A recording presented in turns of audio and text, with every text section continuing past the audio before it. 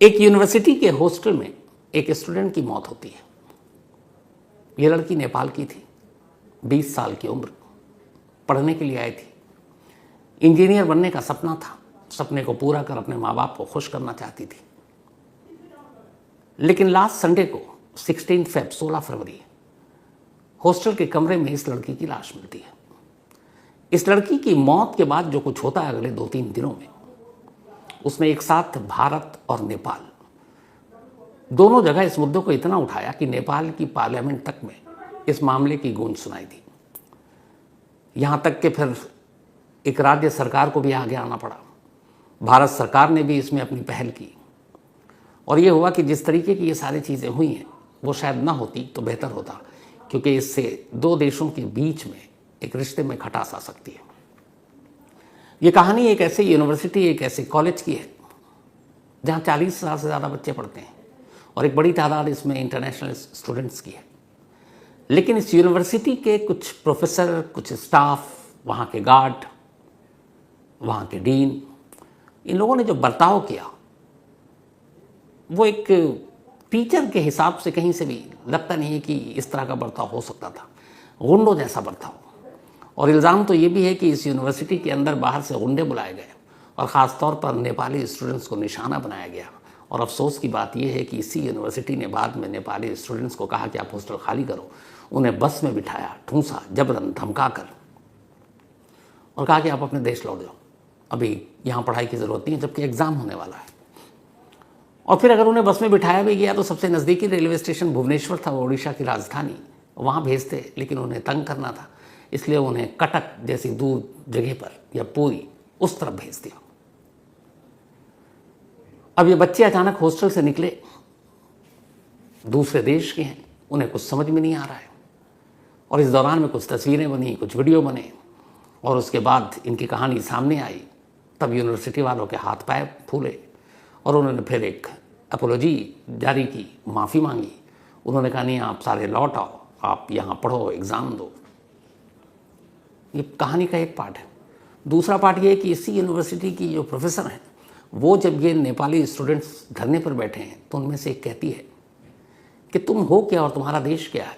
तुम्हारे देश की उतनी जीडीपी नहीं है जितना तो हम यहाँ 40,000 बच्चों को फ्री में खाना खिलाते हैं। अब ये सीधे सीधे देश के ऊपर ही सवाल था। हालांकि बाद में उन मोहतरमा को भी माफ़ी मांगनी पड़ती है।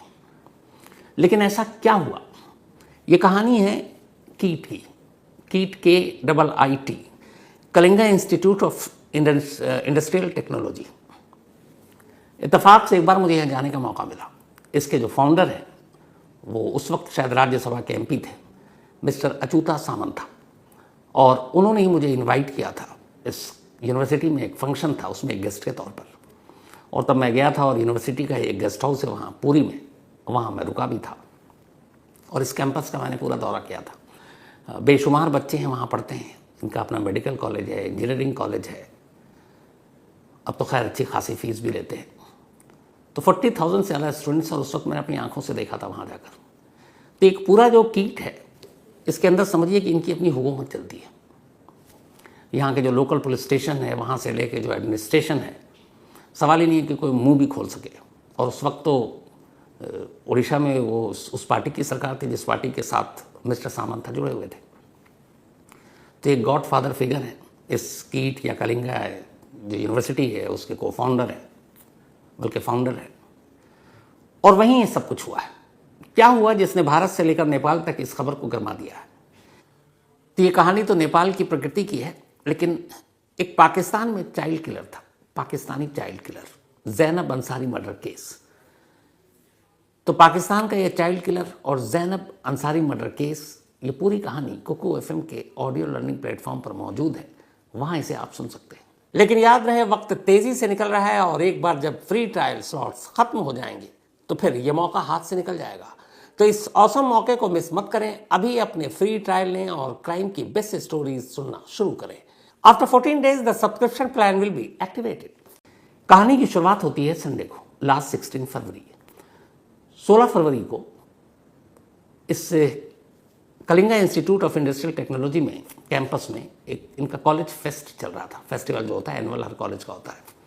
तो ये 3 दिन का फेस्ट था 3 दिन तक पढ़ाई लिखाई नहीं, छुट्टी थी, फेस्ट के बाद अब एग्ज़ाम होना था और इस फेस्ट के लिए अलग अलग फील्ड के अलग अलग लोगों को बुलाया गया था और उनमें से एक अपने रैपर बादशाह भी थे, उनका भी परफॉर्मेंस था। तो संडे को ऐसी एक परफॉर्मेंस था और सारे स्टूडेंट्स बड़े उत्साह के साथ थे, उस परफॉर्मेंस में शरीक होने के लिए जा रहे थे। इसी यूनिवर्सिटी में काठमांडू की एक स्टूडेंट पढ़ती थी, नाम है उसका प्रकृति लामसाल, 20 साल की उम्र और प्रकृति बीटेक कंप्यूटर साइंस में 3rd ईयर की स्टूडेंट थी। दोपहर 2:51 पर इसने काठमांडू अपने माँ बाप को फ़ोन किया और कहा कि वो फेस्ट में हिस्सा लेने के लिए जा रही है, यहाँ थोड़ा नेट का इशू है, तो जब मैं फेस्ट से लौट कर अपने हॉस्टल के कमरे में आऊँगी तब आपसे बात करूँगी। ये आखिरी बातचीत 2:51 पर हुई थी। इसके बाद फ़ोन कट गया। लगभग 2 से ढाई घंटे बीता, शाम के 5 से 5:30 के दरमियान का वक्त था। अचानक काठमांडू में प्रकृति के पेरेंट्स के मोबाइल पर घंटी बजती है। वो फ़ोन उठाते हैं, इधर से फ़ोन करने वाला कहता है मैं Kalinga institute of industrial technology से बोल रहा हूँ और हॉस्टल का वार्डन हूँ। आपकी बेटी ने अपनी जान दे दी है, आप फ़ौरन भुवनेश्वर पहुँचिए। अब भुवनेश्वर से गया ये फ़ोन काठमांडू में एक दूसरे देश में जा रहा है और पेरेंट्स को बताया जा रहा है कि आपकी बेटी अब इस दुनिया में नहीं रही। सोचिए उस पेरेंट्स पे क्या बीतेगी। अब वो बदहवास, उन्हें कुछ समझ ही नहीं आ रहा कि अभी 2 घंटे मुश्किल से बीते हैं और उनकी बिटिया से उनकी आखिरी बातचीत हुई, बिल्कुल नॉर्मल, ठीक, खुश, फेस्ट में जा रही है और 2 घंटे बाद ये मौत की खबर। बदहवास वो भागते हैं। इधर इस बीच में यूनिवर्सिटी के अंदर अब स्टाफ जा रहे हैं, देख रहे हैं हॉस्टल के अंदर वो प्रकृति का कमरे में वो पंखे से झूल रही है।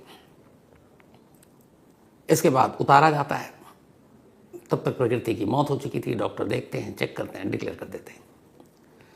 अब यहाँ तक एक था कि अभी तक एक स्टूडेंट की मौत है, लेकिन इस इंसिडेंट के कुछ ही देर के बाद अचानक कैंपस में एक ऑडियो सर्कुलेट होता है। इस ऑडियो में एक लड़का और एक लड़की बातचीत कर रहे हैं। लड़का नहायत बदतमीजी से बात कर रहा है, उस लड़की को गाली दे रहा है, धमका रहा है, उसे बुरा भला कह रहा है, उसकी माँ के खिलाफ भी अपशब्द का इस्तेमाल कर रहा है और उससे जबरन माफ़ी भी मांगने के लिए कह रहा है और भी कुछ आपत्तिजनक बातें कर रहा है। इस बातचीत के दौरान दोनों तरफ से 2 नाम लिए जाते हैं। लड़का लड़की को बार बार प्रकृति कहकर पुकार रहा है और प्रकृति बार बार उस लड़के को समझा रही है और उसका एक नाम ले रही है और वो नाम है आद्विक। अब ये ऑडियो सर्कुलेट हुआ कि किस तरह से इस लड़की को तंग किया जा रहा है। शुरू में ये हुआ कि ये ऑडियो अभी का है, लेकिन पता चला नहीं, ये लास्ट ईयर अक्टूबर का था, 2024। और फिर इसके बाद जो सच्चाई सामने आई वो पता चला कि 2024 से प्रकृति आद्विक के खिलाफ न जाने कितनी बार यूनिवर्सिटी एडमिनिस्ट्रेशन को कंप्लेंट कर चुकी थी, लेकिन किसी ने ध्यान ही नहीं दिया। अब आद्विक, पूरा नाम आद्विक श्रीवास्तव, उम्र 21 साल, लखनऊ का रहने वाला और ये वहीं बीटेक मैकेनिकल की पढ़ाई कर रहा था, फाइनल ईयर का स्टूडेंट था, 1 साल सीनियर प्रकृति से। अब पता चला कि ये दोनों दोस्त थे, लेकिन फिर दोस्ती के साथ साथ इनमें झगड़ा हुआ। प्रकृति जब पहुंची थी इस यूनिवर्सिटी में, उसकी भी एक कहानी थी कि प्रकृति जब काठमांडू में थी तब Kalinga institute of industrial technology के जो फाउंडर है अचूता सामंत था, इन्होंने एक सेशन रखा था नेपाल में, काठमांडू में, और वहाँ बहुत सारे पेरेंट्स आए थे और उन्होंने इस यूनिवर्सिटी की तारीफ़ की और कहा यहाँ के बच्चे का फ्यूचर बहुत ब्राइट होगा। तो उन्हीं की बातें सुनकर प्रकृति के फादर को एहसास हुआ कि उनको अपनी बेटी को भेजना चाहिए, इंजीनियर बनेगी, नाम कमाएगी। और उन्होंने सामंता साहब के उस प्रवचन के बाद बेटी को भेजने का फैसला किया। लेकिन उनकी बेटी अकेले नहीं आई थी, बल्कि 2 कज़न के साथ आई थी। एक दूसरा कज़न उसी के साथ कंप्यूटर साइंस में था और एक मैकेनिकल में। जो मैकेनिकल में था वो आद्विक श्रीवास्तव का क्लासमेट था, एक दूसरे से जान पहचान थी। लेकिन फिर बाद में ये हुआ कि जब इन दोनों की बातचीत होने लगी तो आद्विक उसे लगातार तंग करता था और ये ऑडियो उस बात का सबूत था कि जिस तरीके का, मतलब ऑडियो आपको सुनाया भी नहीं जा सकता, उसमें जिस तरीके के लैंग्वेजेस यूज़ हुए। तो अब ये ऑडियो सर्कुलेट हुआ। अब उसके बाद कहानी सामने आई। कहानी सामने आती उससे पहले ये हुआ कि कुछ नेपाल के स्टूडेंट्स और वहाँ के कुछ स्टूडेंट्स ने एक सोशल मीडिया का मैसेज ग्रुप में डाल दिया और ये मैसेज ये था कि प्रकृति की मौत कैसे हुई है। अभी तक ये था कि घर वालों को इन्फॉर्म किया गया कि उसने अपनी जान दे दी, लेकिन उस मैसेज में ये था कि असल में यूनिवर्सिटी के हॉल में आद्विक और प्रकृति के बीच झगड़ा हुआ। आद्विक ने प्रकृति को बुरी तरह से मारा पीटा, फिर उसको मॉलेस्ट किया और इसी मॉलेस्टेशन के दौरान प्रकृति की मौत हो गई। अब मौत हो गई तो इसके बाद की दो कहानी है कि फिर कॉलेज प्रशासन को लगा कि इससे तो बड़ी बदनामी होगी। इसके बाद प्रकृति की लाश को वहाँ से उठाया गया और ले जाकर हॉस्टल के उसके कमरे में टांग दिया गया। ये सोशल मीडिया पर बाकायदा ये वहाँ सर्कुलेट हुआ और वायरल हो गया। अब जैसे ही ये वायरल हुआ, जितने भी नेपाल के स्टूडेंट्स थे या बाकी इंटरनेशनल स्टूडेंट्स थे, उन्होंने विरोध प्रदर्शन शुरू कर दिया कि कल्प्रिट को पकड़ा जाए, इंसाफ दिया जाए। अब उनकी अपनी मांग अपनी जगह जायज़ थी कि इस मामले की इन्वेस्टिगेशन हो, तफ्तीश हो। और फिर ये उठा कि जब अक्टूबर 2024 से एक ऑडियो वायरल है, कई बार प्रकृति ने जाकर कंप्लेंट की, तो एडमिनिस्ट्रेशन ने कभी ध्यान क्यों नहीं दिया, क्यों आद्विक श्रीवास्तव के खिलाफ कोई एक्शन नहीं लिया गया। इस बात का भी गुस्सा था जिसका कोई जवाब नहीं। अब यहाँ पे होना ये चाहिए था कि इन बच्चों के गुस्से को शांत कराना चाहिए था और कहना चाहिए था कि भाई मामले की जांच करेंगे और बख्शा नहीं जाएगा। लेकिन हुआ उल्टा। यूनिवर्सिटी प्रशासन ने अब गुंडों वाली भूमिका निभानी शुरू कर दी। उन्होंने कहा कि तुम लोग ये जो हंगामा कर रहे हो, एक तो सबसे पहले खबर आई कि वहाँ के करीब 800 से 1000 स्टूडेंट्स को एक जगह सेमिनार हॉल में ले आकर बिठा दिया गया, सबसे मोबाइल लिए गए, जो भी जिसने कुछ शूट किया सब डिलीट किए गए और कहा गया बाहर कोई भी अगर कुछ बताएगा इस इंसिडेंट के बारे में तो उसका करियर ख़राब कर देंगे। अब बेचारे स्टूडेंट्स इंजीनियरिंग पढ़ने के लिए आए हैं, इतनी फीस देकर आए हैं, अब बीच से उनको निकाल दिया जाए, उनको डिग्री ना दी जाए तो फिर वो, उनके पेरेंट्स सभी परेशान, वो भी डरे से हमें। लेकिन कुछ बच्चे ऐसे थे जो धरने पर बैठ गए कि सच्चाई सामने आनी चाहिए, कल्प्रिट को सजा मिलनी चाहिए। अब उनको टॉर्चर करना शुरू किया गया कि तुम यूनिवर्सिटी का नाम खराब कर रहे हो। इसके बाद उन्हें मारा पीटा गया। तभी वहाँ पर दो प्रोफेसर पहुँची जो इस धरने प्रदर्शन में जो बैठे हुए लड़के थे उनकी मांग को सुनने की बजाय उनको ये धमकी दे रही। बाकायदा ये वीडियो वायरल हो गया कि जो तुम लोग कर रहे हो इसका नतीजा बहुत बुरा होगा और तुम हो क्या, तुम्हारे देश यानी नेपाल की इतनी जीडीपी नहीं है जितना यहाँ 40,000 लड़कों को मुफ्त खाना खिलाया जाता है। अब ये जब वायरल हुआ तो बात नेपाल तक पहुंची। नेपाल में अपोजिशन पार्टी ने बाकायदा पार्लियामेंट में इस इशू को उठाया क्योंकि उनके देश के ऊपर सीधा एक रिमार्क था बहुत बुरा। अब वहाँ की सरकार ने इस मुद्दे को उठाया। फ़ौरन नई दिल्ली में अपनी नेपाल के दूतावास की एम्बेसी के लोगों को वहाँ भेजा गया। इधर इन स्टूडेंट्स को जो इल्ज़ाम है वो ये है कि बाकायदा गुंडों को बुलाकर बेल्ट से, डंडे से, हाथ से, घूंसों से, लातों से पीटा गया। और फिर ये हुआ कि तब भी वो नहीं माने तो फिर अचानक एक फरमान आया कि तुम सब हॉस्टल खाली करो। और जितने भी नेपाल के स्टूडेंट्स थे अराउंड 800,000 के करीब, उन सबको अलग अलग बसों में जबरन बिठाया गया और कहा गया कि तुम सब अपने देश वापस जाओ। अब वो बेचारे क्या करते हैं, इस दूसरे देश में अचानक फरमान, और उनको बिठाकर कटक और पुरी की तरफ भेज दिया गया जबकि भुवनेश्वर रेलवे स्टेशन करीब था। अब इत्तेफाक से इसके भी वीडियो और ऑडियो जारी हो गए। अब जब जारी हुए कि इतनी बड़ी तादाद में हॉस्टल खाली कराकर निकाला जा रहा है तो यूनिवर्सिटी को एक सफाई देनी पड़ी कि हालात चूँकि यहाँ पे तनावपूर्ण है, धरना प्रदर्शन चल रहा है, तो इसलिए इनकी सेफ्टी के लिए हमने कहा कि आप अगले आदेश तक अपने अपने घर लौट जाइए। लेकिन सिर्फ नेपाली स्टूडेंट क्यों घर जाएँ, बाकी क्यों नहीं जाएँ, इसका जवाब नहीं था।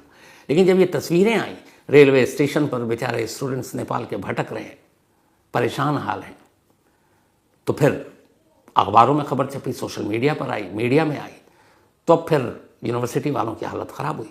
उन्होंने फ़ौरन एक माफ़ीनामा लिखा। पहले तो प्रोफेसर साहिबा की तरफ से एक वीडियो जारी कराया गया कि मैं माफ़ी मांगती हूँ इस बात के लिए कि जो मैंने कहा कि हम 40,000 बच्चों को खाना खिलाते हैं और तुम्हारे देश की तो इतनी जीडीपी भी नहीं है, तुम्हारी इतनी औकात नहीं है जिस तरह के शब्दों का इस्तेमाल, तो उनसे माफ़ी दिलाया गया। उसके बाद एक और यूनिवर्सिटी ने भेजा और वो कि हम वापस लेते हैं अपने फैसले को और हमारे तमाम जो नेपाल के स्टूडेंट्स हैं प्लीज़ वापस कैंपस में लौट आएँ। तो उसके लिए भी अब इधर और तमाशा देखिए, ये सारी चीज़ें चल रही हैं। उसकी मौत से पहले प्रकृति की तमाम कंप्लेंट, शिकायत जिस पर कभी कार्रवाई नहीं हुई। अब उसके बाद क्या किया इन्होंने, 3 कीट के मतलब Kalinga institute of industrial technology के 3 बड़े जो अफसर थे उनको, जिनमें प्रोफेसर और बाकी लोग थे, और 2 सिक्योरिटी गार्ड, जिन सिक्योरिटी गार्ड के बारे में यह है कि सबसे ज़्यादा उन्होंने नेपाली छात्रों को पीटा, उनको टॉर्चर किया,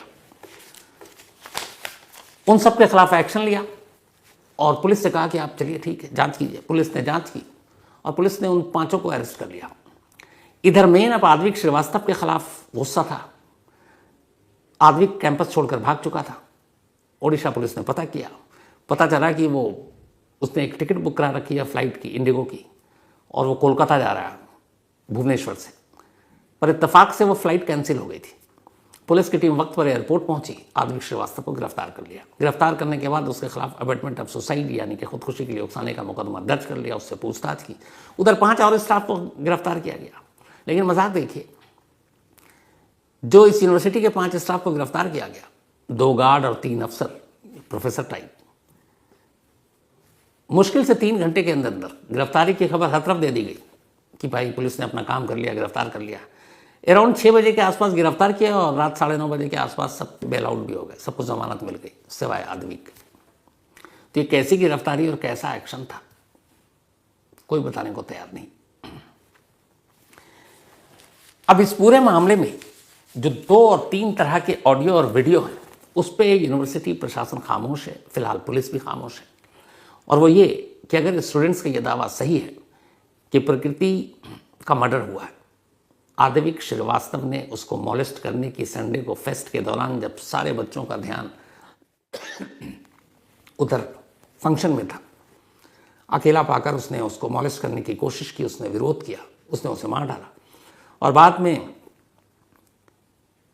इस कत्ल को एक रंग देने के लिए उसकी लाश को ले जाकर टांग दिया गया हॉस्टल के उसके कमरे में, और इसमें यूनिवर्सिटी एडमिनिस्ट्रेशन ने भी साथ दिया ताकि उनकी बदनामी ना हो।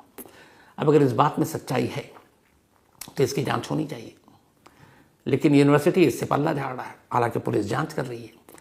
उधर पोस्टमार्टम हुआ और 18 को, 16 का इंसिडेंट है, 18 को पोस्टमार्टम के बाद प्रकृति लामसाल की लाश उनके घर वालों को सौंप दी गई और उसे वो लेकर नेपाल लौट गए। जब मौत की खबर सुनने के बाद और लाश लेने के लिए प्रकृति के फादर भुवनेश्वर पहुंचे तो उन्होंने मीडिया से बात की और एक बात कही दिल को कचोटने वाली। उन्होंने कहा कि उन्होंने तो अपनी बेटी को एक बेहतर सपने को पूरा करने के लिए यहाँ पढ़ने के लिए भेजा था, उसके साथ ये होगा उन्होंने सोचा भी नहीं था। ऐसे में कौन माँ बाप अपनी बेटी को इस तरीके से आगे भेजेगा। उधर नेपाल की पार्लियामेंट में ये सवाल उठा कि अगर विरोध प्रदर्शन हुआ तो क्या नेपाली स्टूडेंट्स के साथ इस तरह का बर्ताव होना चाहिए। वैसे भी हाल के वक्त में जब से चीन का दखल बढ़ा है, नेपाल के अंदर भारत को लेकर राय बड़ी अलग है, और धीरे धीरे जो हमारे पड़ोसी देश हैं, एक एक करके हमारी दोस्ती तो ज़्यादा है नहीं, उधर बांग्लादेश के साथ रिश्ते ख़राब हैं, उधर पाकिस्तान के साथ ख़राब हैं, उधर नेपाल के साथ ऑलरेडी ऐसे ही चल रहे हैं। तो अब उन्होंने इस रिश्ते पे बात कर ली और इसीलिए नेपाल ने फिर विपक्षी पार्टियों की मांग पर वहाँ की सरकार ने, ओली सरकार ने, नई दिल्ली के एम्बेसी से अपने स्टाफ को भेजा कि आप जाइए और जाकर सच्चाई पता कीजिए। अब वो जब पहुँचे जांच करने के लिए उस हॉस्टल में, उस कमरे में जहाँ प्रकृति की जान गई, तो उसके ऊपर भी एक अलग अलग तस्वीरें और अलग अलग चीज़ें आई। वो ये कि जब ये एम्बेसी के लोग पहुँचे, बड़े अफसर एम्बेसी के नेपाली, तो वहाँ उन लोगों को ही उनके इर्द गिर्द रखा गया था जो वही कहानी सुनाए जो यूनिवर्सिटी वाले सुनाना चाहते हैं। ऐसे स्टूडेंट्स, ऐसे विटनेस या ऐसे लोग जो कुछ और बताना चाहते थे, उन्हें पहले से ही अलग थलग कर दिया गया था और इतना ज़बरदस्त सिक्योरिटी था कि कोई बीच में आकर कुछ कह नहीं सकता। तो कायदे से एम्बेसी के जो लोग गए उनको वही दिखाया, बताया और सुनाया गया जो कि IIT के लोग सुनाना चाहते थे। तो इससे सच आएगा कि बाहर नहीं मालूम, लेकिन इस यूनिवर्सिटी के कुछ लोगों की वजह से भारत की जो इमेज और छवि है उसको बड़ा धक्का लगा है, क्योंकि जाहिर सी बात है इसमें भारत या भारत सरकार का कोई रोल तो है नहीं, इवन उड़ीसा सरकार का भी कोई रोल नहीं है, क्योंकि एक सिंपल एक क्राइम वाला इशू है, क्राइम का मामला है। लेकिन जिस तरीके से इसे हैंडल किया गया, जिस तरीके से चीज़ों को अनसुनी की गई, जिस तरीके से उस लड़की की बार बार की शिकायत के बावजूद आदमी को नहीं रोका गया, ये एक यूनिवर्सिटी का मामला था जिसने 2 देशों के रिश्ते में खटास पैदा कर दी। और जो इस यूनिवर्सिटी में बहुत सारे लोग हैं, बहुत सारे स्टूडेंट्स हैं जिन्होंने मेल लिखे हैं क्राइम तक को, और ये डरे हुए, इनका कहना है कि आप गलती से हमें हमारी आइडेंटिटी डिस्क्लोज मत कीजिएगा सर, वरना हमारा करियर ख़राब हो जाएगा। हमारे माँ बाप हमें लगातार फ़ोन करके कह रहे हैं कि इस पचड़े में मत पड़ना, इस पर कुछ बोलना मत, इस पर धरना प्रदर्शन में शामिल मत होना। अब आप सोचिए, ये स्टूडेंट्स हैं जिन्हें सिखाया जाता है हक के लिए लड़ना, लेकिन उन सबको इतना डरा दिया गया है कि कोई मुंह खोलने को तैयार नहीं है। चोरी चुपके से, भरोसा है तो मेल कर रहे हैं, नहीं तो फेक ID से मेल भेज रहे हैं। लेकिन वो बता रहे हैं कि सच्चाई क्या है, और वो कह रहे हैं कि अगर इस मामले की जांच की गई तो इसमें कहानी कुछ और निकलेगी।